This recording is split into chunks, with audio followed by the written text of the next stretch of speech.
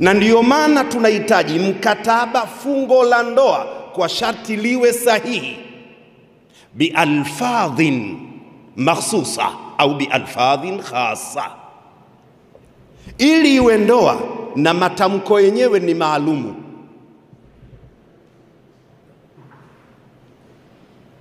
Isije ukaropoka tu haya chukua.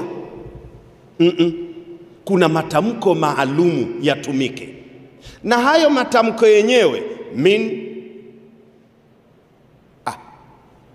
min unasin khasa, yatoke kwa watu maalumu. Nani katoa kumkabidhi muoaji, na huyo muoaji ni yeye ama kamuwakilisha? Sharti watu pia wawe maalumu. Ongezea binidhamin khasin, kwa mfumo maalumu. Tena tukifunga alal ikhtiyari,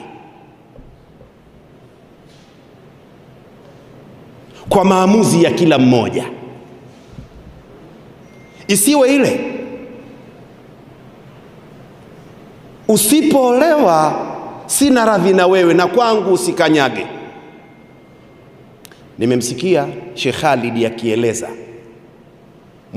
wiki mbili, miezi miwili panadaiwa taraka. Tunatakiwa tutafute kwa nini idaiwe taraka wakati walipendana, penzi halijawahi kuchuja kwa miezi miwili abadan. Kutakuwa kuna sababu, wa idha urifa sababu zala al-ajab.